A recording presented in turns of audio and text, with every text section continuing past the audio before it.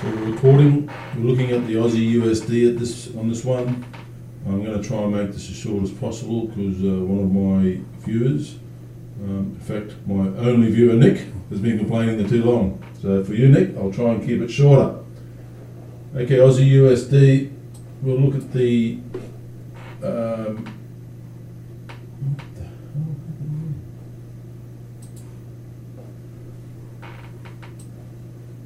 we'll look at the news events for next week, and really there's not much on. US CPI, that's probably going to be good. It'll probably meet expectations. I doubt very much that it won't meet expectations, and I think either way it would have minimal impact. The biggest news for next week is the Aussie unemployment.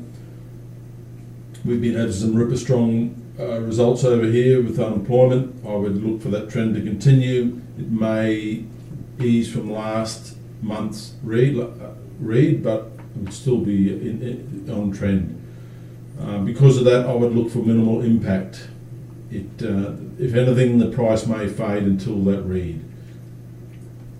So that's all I've got to say about that. The election's out of the way, midterm election, so I think we'll be back to normal trends, whatever the trend is, or your bias. Here we have the wrong chart.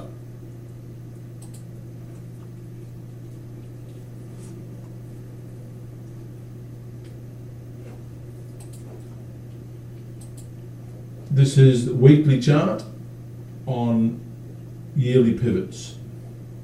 And what we see here is a continuation of the downtrend. There is nothing bullish in that. All we've seen is a tag off the 21 EMA off the yearly take profit pivot. We're just shy of it, but that's okay. And we're just shy of the 70 as well. So the Aussie gained support. Buyers came in at that point. We did have a bit of a bearish candle off the 21 and off the yearly S1 last week. It was quite a rejection, but that was based more because of the US move, because of the election results.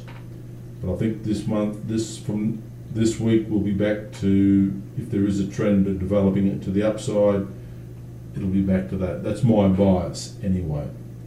But looking at the MAs, there's nothing bullish in this. It's all bearish. The Stokes is starting to head up. Here we go. Stokes is actually starting to head up. The highest it's been since we started this downtrend here. The daily candles, daily chart on monthly pivots. We started the month off a double bottom from the sell zone. We're up into the take profit zone very early, and we've been coming back for a retracement since. We can't really expect a lot of up because we're already in the take profit zone. I went back over months and months, and it's I think about 10% of the time it comes outside the pivot zone, outside of that zone, but it's unusual. So all we can say, there's a 1 in 10 chance of it staying, there's a 9 out of 10 chance of it staying within this area. It can break out up. So, and based on that, we're breaking through this downtrend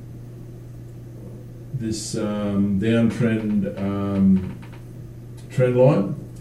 So we may come back to test that around the 382 level, or perhaps the 50. I've got it coming back to the 50%, mainly based on the fact that we went up, so we hit the profit zone so early off a buy zone. So there will be some people looking elsewhere, perhaps taking profits on this, and it will be driven down a little bit further before finding support down at this level here, and we'll be looking to take it up from there. So that's the daily. So I'm looking for a couple of days of down. On the, what was the Stokes on that? Stokes are oversold, rolling over. So that may support. Another thing to watch here is when this Stokes cycle completes, we can see where it is for the move up. And when this Stokes cycle completes, if it completes down to the oversold area and we're at a support area, we're going to look to take that up. Especially if it's around Thursday, remembering that news event that's happening on Thursday. Back to this other chart. It's a cleaner chart. It is here. Okay, we finished the week pretty much at the next week's pivot point, central pivot point, which means it could go anywhere, right? Stakes are over on the 4-hour chart. Stakes are over sold significantly, quite oversold. If you go back here, whenever it's that much oversold, generally it does go up a bit. Not every time. The retracement at the moment is only back, well, not even to the 382. We do have some history here, but I'm looking for this. So what I'm looking to do at the beginning of next week is to take this up, then down, then up. So if I can get in this early at the open of the daily buy pivot, which is there, that daily M3, there it is there, M2, I'm sorry, M2 at 72,224. We can take that up and go to break even pretty quickly. And then if it comes to here, if it continues up, then we're on board.